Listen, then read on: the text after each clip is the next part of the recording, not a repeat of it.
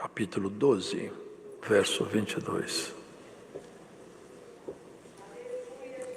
Evangelho narrado por Lucas, no capítulo 12, no verso 22.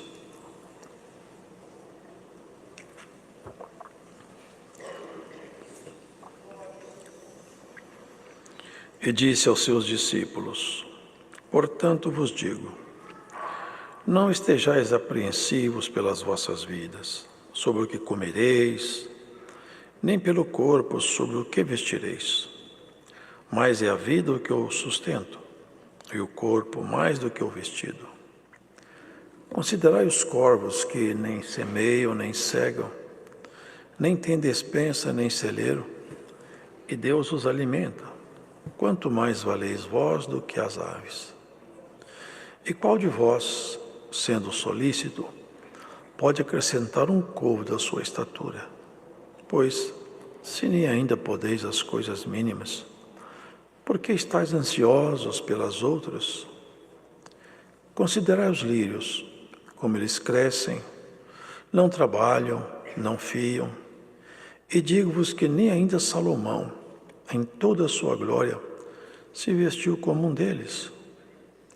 E se Deus assim veste a erva que está hoje no campo e amanhã é lançada no forno, quanto mais a vós, homens de pouca fé.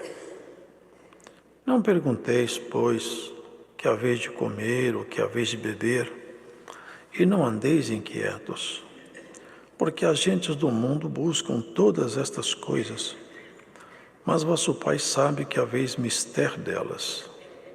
Buscai antes o reino de Deus, e todas estas coisas vos serão acrescentadas. Não temas, ó pequeno rebanho, porque o vosso Pai agradou dar-vos o reino. Vendei o que tendes e dai esmolas.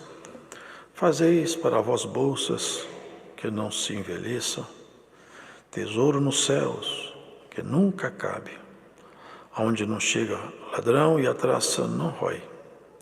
Porque onde estiver o vosso tesouro, ali estará também o vosso coração.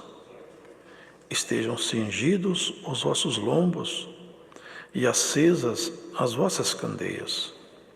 E sede vós semelhantes aos homens que esperam o seu Senhor, quando houver de voltar das bodas, para que quando vier e bater, logo possam abrir-lhe. Bem-aventurados aqueles servos, os quais, quando o Senhor vier, achar vigiando. Em verdade vos digo que se cingirá e os fará sentar à mesa, e chegando-se, os servirá. E se vier na segunda vigília, e se vier na terceira vigília, e os achar assim, bem-aventurados são os tais servos. Sabei, porém, isto, que se o pai de família soubesse que a hora havia de vir o ladrão, vigiaria, e não deixaria minar a sua casa. Portanto, estai vós também apercebidos, porque virá o Filho do Homem a hora que não imaginais. E disse-lhe Pedro: Senhor, dizes essa parábola a nós, ou também a todos? E disse o Senhor: qual é, pois, o mordomo fiel e prudente, a quem o Senhor pôs sobre os seus servos, para lhes dar a tempo a ração? Bem-aventurado aquele servo a quem o Senhor, quando vier, achar fazendo assim. Em verdade vos digo que sobre todos os seus bens o porá. Mas se aquele servo disser em seu coração: o meu Senhor tarda em vir, e começar a espancar os criados e criadas, e a comer e a beber e a embriagar-se, virá o Senhor daquele servo no dia em que o não espera, e numa hora que ele não sabe, e separá-lo-á, e lhe dará a sua parte com os infiéis. E o servo que soube a vontade do seu Senhor, e não se aprontou, nem fez conforme a sua vontade, será castigado com muitos açoites. Mas o que a não soube, e fez coisas dignas de açoites, com poucos açoites será castigado. E a qualquer que muito for dado, muito se lhe pedirá. e ao que muito se lhe confiou, muito mais se lhe pedirá. Vim trazer fogo na terra, e que mais quero se já está aceso? Importa, porém, que seja batizado com um certo batismo. E como me angustio até que venha a cumprir-se. Cuidais vós que vim trazer paz à terra? Não, vos digo, mas antes dissensão. Porque daqui em diante estarão 5 divididos numa casa, 3 contra 2 e 2 contra 3. O pai estará dividido contra o filho, e o filho contra o pai. A mãe contra a filha, e a filha contra a mãe. A sogra contra a sua nora, e a nora contra a sua sogra. E dizia também a multidão: quando vedes a nuvem que vem do ocidente, logo dizeis, lá vem chuva, e assim sucede. E quando assopra o sul, dizeis, haverá calma, e assim sucede. Hipócritas, sabeis discernir a face da terra e do céu. Como não sabeis então discernir estes tempos? E por que não julgais também por vós mesmos o que é justo? Quando, pois, vais com teu adversário ao magistrado, procura livrar-te dele no caminho, para que não suceda que te conduza ao juiz, e o juiz te entregue no meirinho, e o meirinho te encerre na prisão. Digo-te que não sairás dali, enquanto não pagares o derradeiro ceitil. Amém.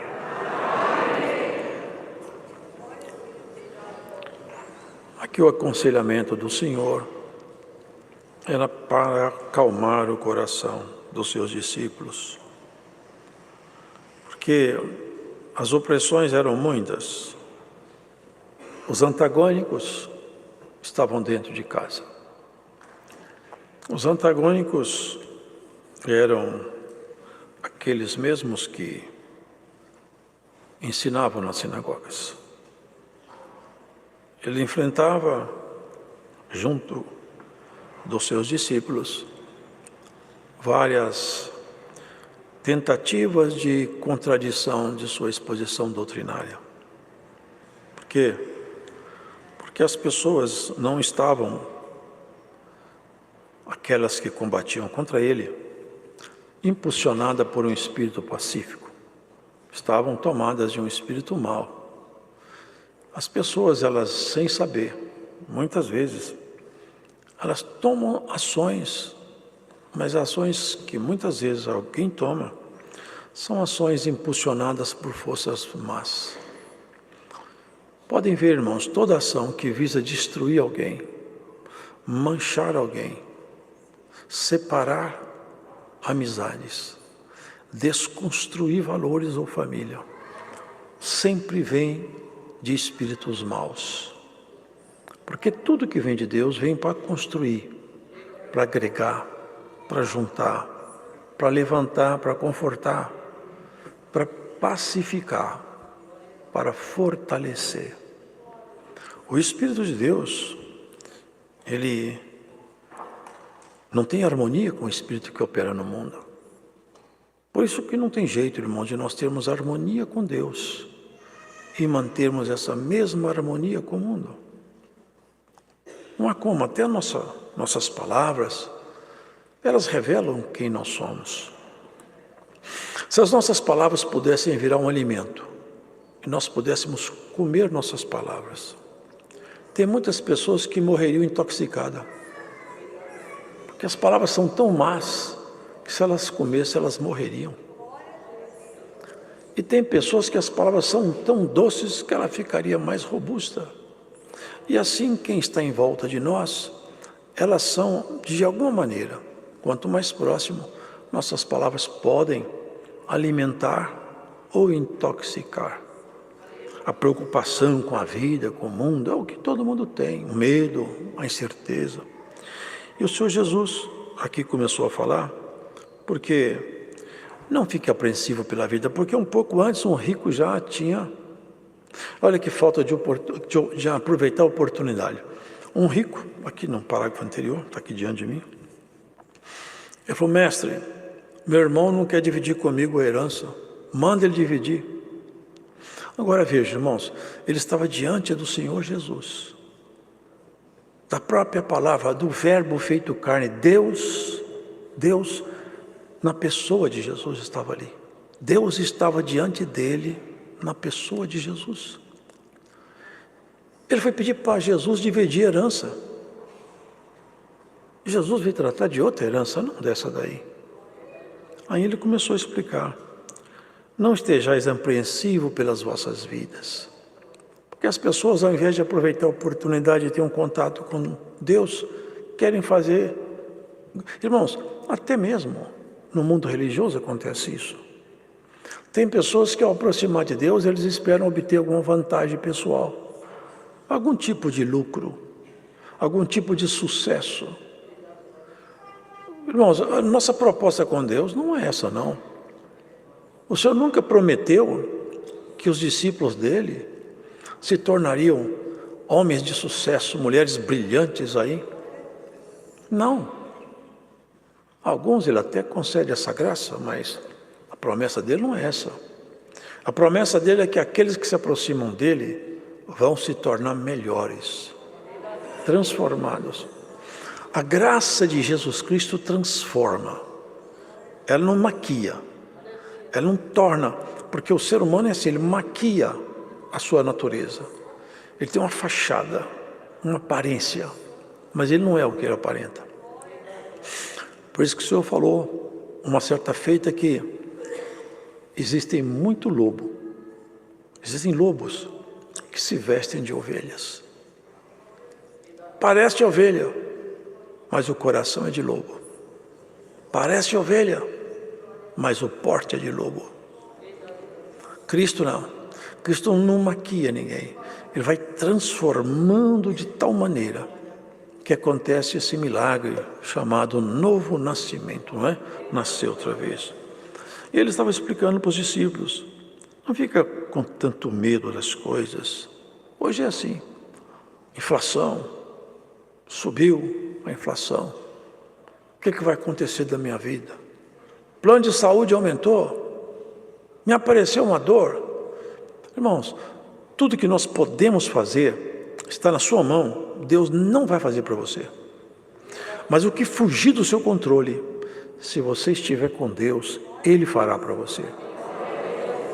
Saiu do seu controle. Bom, agora já não é mais com você. Você tem um Senhor que vela por ti. Mas está no seu controle, faça. Está fazendo um tratamento? Não interrompa. Está tomando remédio? Não joga os remédios fora. Mas os remédios não estão atuando mais. Agora já é com o Senhor, já não é com você mais. Seu limite chegou, bom, agora trata com o rei. O rei sabe tratar de assunto que você não tem competência para tratar. Não fique apreensivo. O Senhor está dizendo, não fique apreensivo. Nem com o que você vai vestir. E ele faz uma comparação, até poética, né? Qual que vale mais? A vida ou o alimento? A roupa ou o corpo? Ora, se eu tomo conta dos passarinhos, aqueles que estão comigo, que andam comigo, que creem em mim, que acreditam que eu sou Deus, que eu sou capaz de ajudá-lo, se eu sou capaz de tomar conta de um corvo, o corvo aqui no Brasil nunca vi, é um pássaro desse tamanho assim, ele é um pássaro escuro, alguns com algumas listas brancas, foi aquele que alimentou Elias, né? Se ele cuida de um passarinho desse aí, irmãos, dá comida no bico dele, até as feras. Ele põe comida na boca de um peixinho no fundo do mar. Será que ele tem dificuldade de fazer chegar até você o seu sustento? Ele toma o coração de quem ele quer. Eu já vi pessoas egoístas, egocêntricas. Já vi relato, irmãos, e já vi casos de pessoas que não se preocupam com ninguém, mas porque Deus apertou o coração dele, vai fazer bem para quem é de Deus. Já vi casos quase impossíveis, se não fosse Deus, a pessoa não creria. De doar uma casa, quem vive com sovina, guardando dinheiro, doa uma casa para uma serva, um servo de Deus. Sabe por quê? Porque o coração do homem também está na mão de Deus. Deus faz uma pessoa má ficar boa o tempo suficiente para fazer o que ele quer. Depois que assoltou o coração, ele volta a ser o que ele era. É isso. Se ele cuida de um passarinho... Olha, Salomão foi o rei poderosíssimo. Uma sabedoria tão magnífica que ela é relatada até como um paralelo do reino de Cristo. A rainha de Sabá se levantou lá de longe para conhecer a sabedoria de Salomão e ficou espasmada de ver a riqueza, a sabedoria, tudo. Mas o senhor fala, Salomão, com toda a sua glória, ele não foi capaz de vestir mais bonito do que eu visto um lírio no campo. Porque o lírio no campo é vestido com vida, as cores do lírio são vivas, as roupas são com tecido morto. O lírio é vestido com tecido vivo. Tudo ali está vivo, são cores vivas. E eu faço isso com um lírio, que ele fica bonito de manhã cedo, quando bate o sol da tarde, ele está murchando. Será que eu tenho dificuldade de fazer isso, te ajudar, te dar uma provisão? A provisão de Deus sempre chegará na vida daqueles que andam com Ele. Davi falou, eu já fui moço, porque ele já estava velho. Hoje eu estou velho, mas eu já fui moço. Eu quero relatar para vocês uma coisa, eu nunca vi um justo desamparado. E tem mais, eu nunca vi a descendência do justo mendigar pão nas ruas. Assim a palavra nos assegura, nem você ficará desamparado, nem sua descendência mendigará pão. Ele veste a erva do campo, veste você também. Não fique com medo do futuro, essa inquietação. As pessoas ficam assim, irmãos, medo. Olha, houve uma tarifa nova, o que vai acontecer com a nossa economia? Nós não sabemos nem se estamos vivos amanhã. Basta cada dia com o seu mal. Cuida do dia, cuida de hoje. Amanhã, Deus vai criar o dia de amanhã, Ele cria as coisas para você também. É o descanso, a palavra do Senhor. Aqui o Senhor estava recomendando, descansa em mim, descansa. Para de ficar muito aflita com as coisas em volta de você. Porque Ele tem solução para tudo. Ele tem solução para qualquer tipo de problema. Não tem nenhum problema que Deus tenha dificuldade de solucionar. Ele não soluciona todos. Não no tempo que a gente quer. Porque nós estamos numa fase de enfrentamentos. A vida nossa é composta de enfrentamentos. Quanto você vale? Aqui ele pergunta, quanto que vale você? Qual que é o seu preço? Vale tanto que custou o sangue do Filho de Deus. Não tem dinheiro no mundo, nem toda a riqueza do planeta, nem toda a riqueza que poderia existir no cosmos é suficiente para pagar uma simples alma. Não tem dinheiro que paga isso, porque isso aqui não se compra com dinheiro deste mundo. Então, ele fala, vocês valem muito mais do que um passarinho. Eu cuido de vocês. E vocês não podem fazer coisas mínimas. Se nós somos dono do corpo, não é verdade? O corpo é meu, eu sou dono dele. Teoricamente, eu podia então fazer tudo que eu quero com o meu corpo. Por exemplo, mandar ele crescer. Quando eu sou pequenininho, por exemplo, eu não quero continuar pequeno, eu quero crescer. Eu posso dar a ordem que for, mas meu corpo não obedece.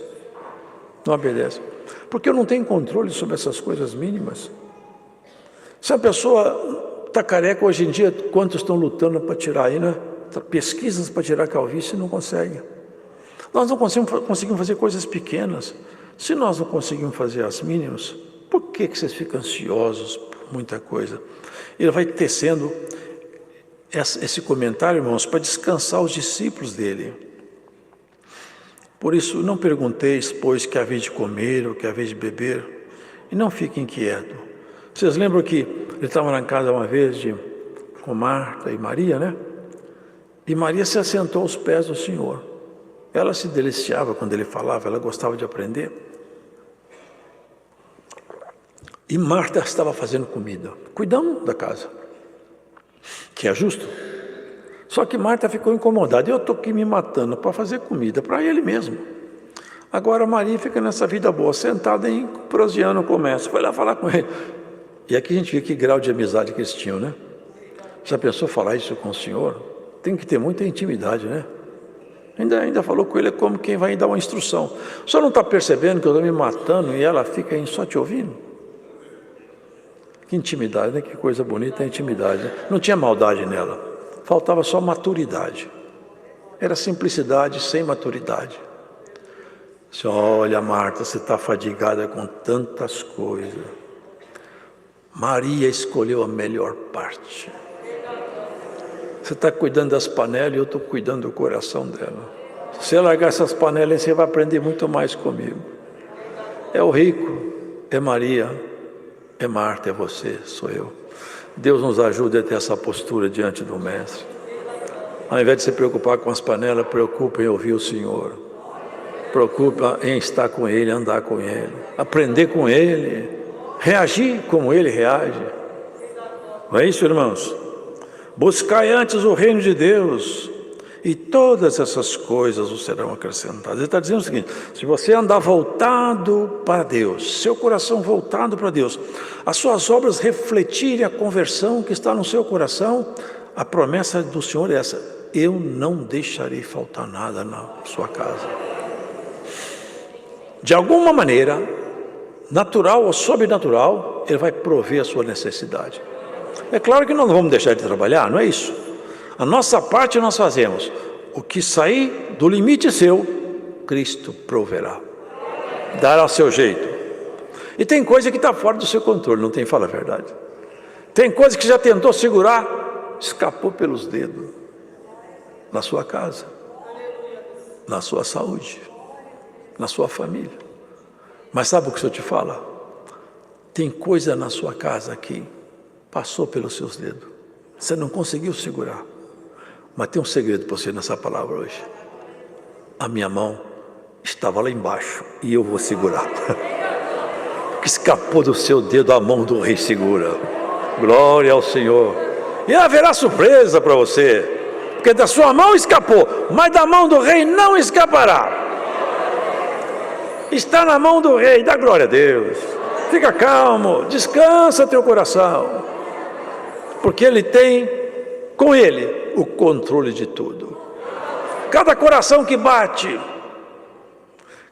cada pulmão que inspira e expira, aonde quer que exista um ser vivente, o poder de Deus está atuante ali.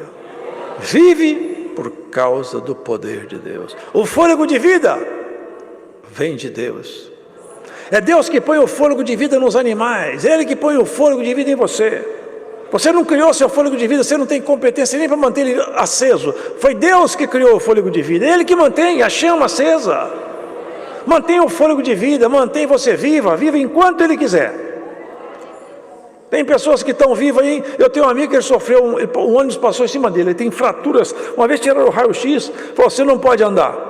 Eu ando, o joelho, corro. Você não pode. Eu podendo, eu ando, o joelho, eu faço tudo. Mas seus ossos estão tudo fora do lugar. Eu não sei como acontece, mas eu ando. Deus é que tem poder para tudo.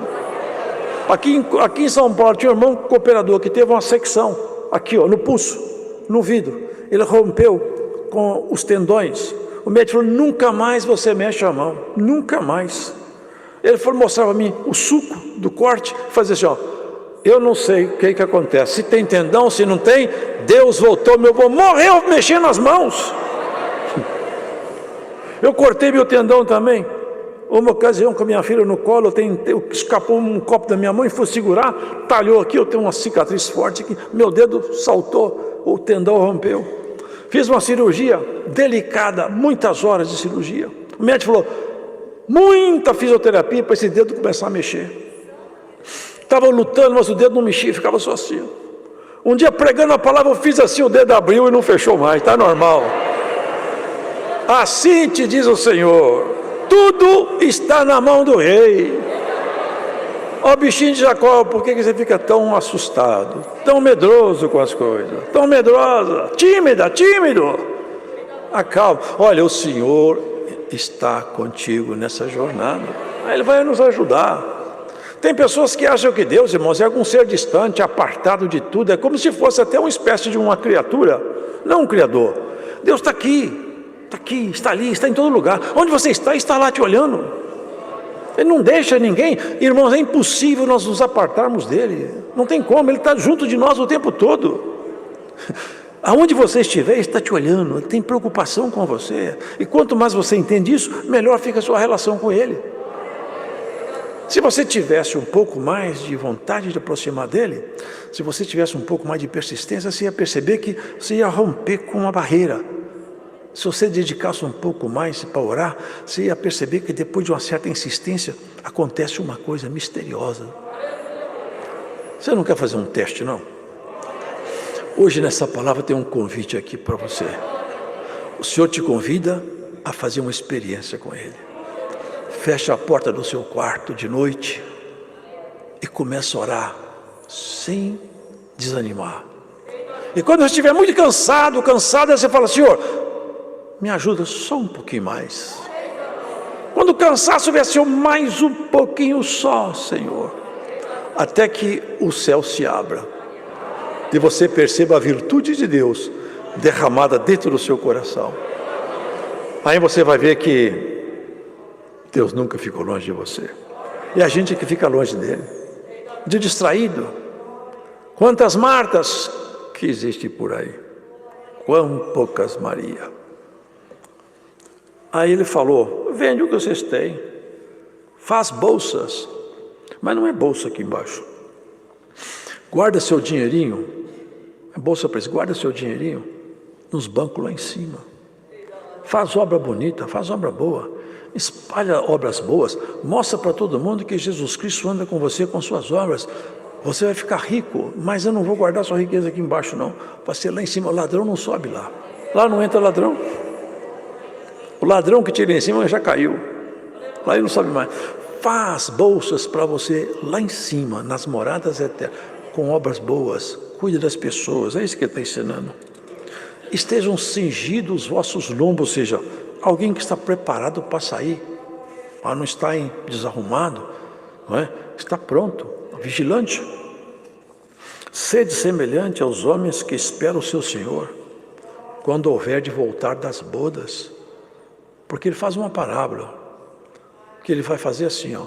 É semelhante ao homem que saiu e falou assim: ó, vocês fiquem me esperando aqui, que eu vou sair aí para conquistar umas cidades, mas eu vou voltar. E ele saiu e demorou. Quando ele voltou, encontrou os seus servos distraídos. Um estava até bebendo demais, embriagado. Outros brigando um com o outro, maltratando um ao outro. Que vergonha.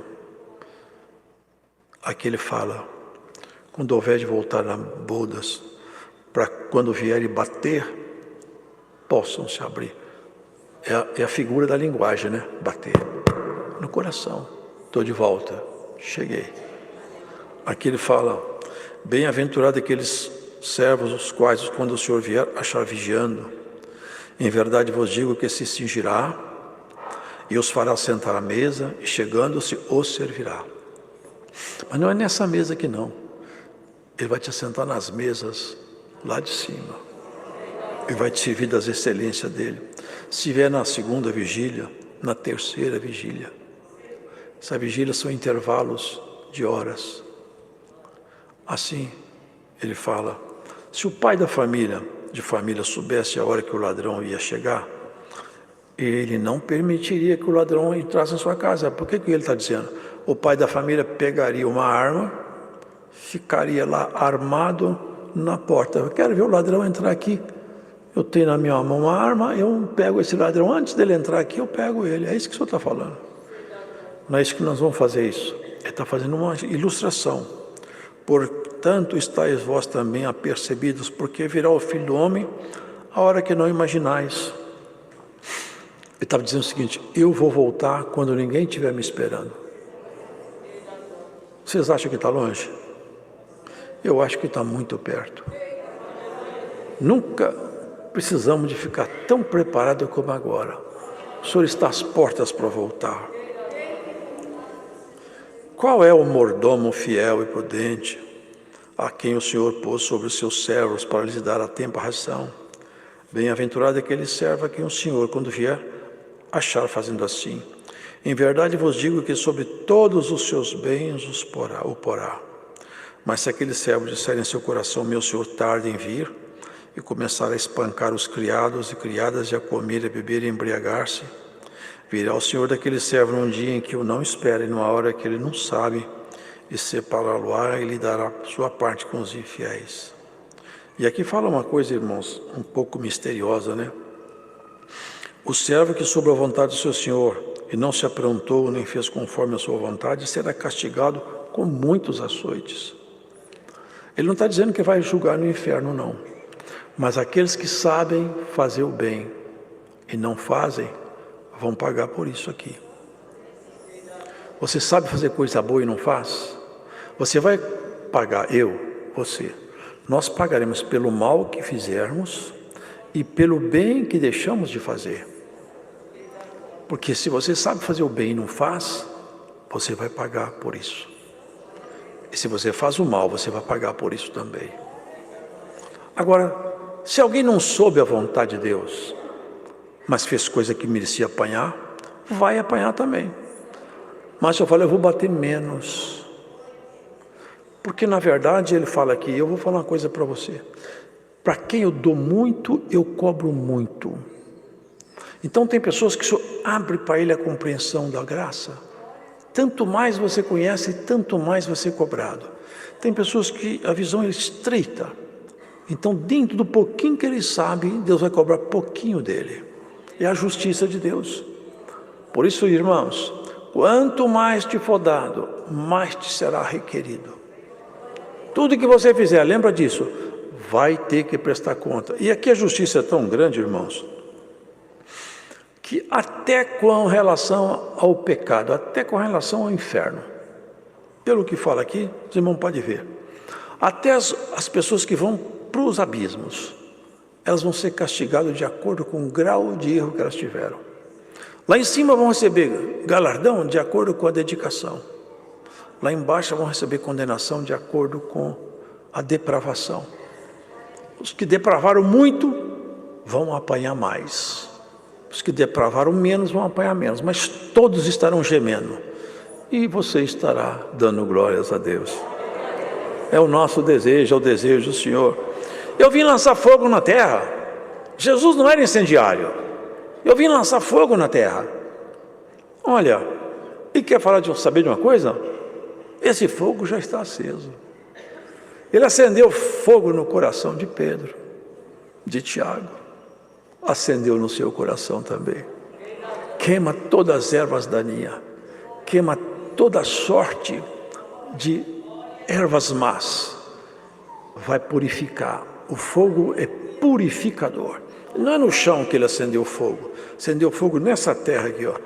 Ei, lembra-te, homem, que tu és pó. O pó levantado. O pó que fala, que chora, que ri, que anda. O pó que espera, o pó que crê. É esse pó que ele acendeu o fogo. Vocês acham que eu vim trazer paz? Eu não vim trazer paz. Cuidasse que eu vim trazer paz à terra? Não, não vim. Eu vim trazer paz para você, mas para a terra não. Porque vai nos colocar em conflito. É para você ser fiel, você tem que às vezes conflitar com seu amigo, com seu trabalho, com seu pai, com sua mãe. Quantos que para se manter fiel a Deus, tem que fazer escolhas, tem que deixar, ou é deixado. Tem pessoas que já foram abandonadas, porque optaram por Cristo. O marido, a mulher, o pai, o filho não aceitou essa vocação sacerdotal maravilhosa. Despreza, vai embora. Essa é a separação que ele fala. Quem é de Deus não procura se separar de ninguém. A separação aqui decorre daqueles que não aceitam o convívio conosco mais como cristão. Por isso que vai falar que o pai está dividido com o filho e o filho com o pai. Porque se a filha, se o filho, se o pai e se a mãe fizeram uma opção, não quero que ser crente, não quero que você seja, aí nós temos que deixar pai e mãe. Está escrito, aquele que não ama mais a mim, mais do que seu pai e sua mãe, não é digno de mim. E ele falou sobre a vinda dele, que ele começou a falar ali atrás. Quando vedes a nuvem, quem vem do ocidente, logo dizeis, lá vem a chuva, e assim sucede. Você sabe olhar o tempo e não sabe olhar as coisas, hipócritas. Quando, pois, vais com teu adversário ao magistrado, procura livrar-te dele no caminho, para que não suceda que te conduza ao juiz. O juiz te entregue no meirinho, o meirinho te encerre na prisão. Digo-te que não sairá dali enquanto não pagares o derradeiro ceitil. Aqui no caso, irmãos, nessa prisão aqui, não é no inferno. Porque do inferno ninguém sai lá mais. Só sai para ir para o lago de enxofre, que é pior que o inferno. Aqui são as provações que nós entramos nela. Se nós andamos fazendo coisas erradas, eu tenho um conflito, eu tenho um atrito, eu tenho uma divisão, eu tenho uma mágoa, eu acuso, eu minto, eu blasfemo, eu calunio, qualquer coisa que se faça contra alguém, temos que aproximar e consertar antes de partir daqui. Antes também daquele que foi prejudicado começar a orar e falar: Senhor, faz justiça na minha causa. Sabe o que o Senhor está dizendo? Que eu vou te entregar na mão do carcereiro. O carcereiro não é Deus, não, é o outro. Você entra numa provação, numa situação difícil, que você vai só se livrar da situação quando você pagar o último ceitil. É isso que está escrito aqui. Mas nós não queremos pagar a conta encarcerado em nenhuma situação difícil. Nós vamos acertar com nossos companheiros enquanto nós estamos no caminho com eles. Faça a paz, reconcilia-te, faça o bem, não desconfie. A caridade não suspeita mal. Não suspeita mal. Eu vejo muitas vezes alguém recitar uma antiga frase do Antigo Testamento e fora de contexto. Eu vejo muito isso aqui. Maldito o homem que confia no homem. É uma frase fora de contexto. O que está escrito lá é assim: maldito o homem que confia no homem, faz da carne o seu braço forte e diz no seu coração não a Deus. É esse tal homem que é maldito. Agora, confiar no nosso irmão é o nosso dever. A palavra de Deus fala: a caridade não suspeita mal. Você tem amor, tem caridade, então tira a suspeita do seu coração. Deus seja louvado. Agradeçamos a Deus em oração.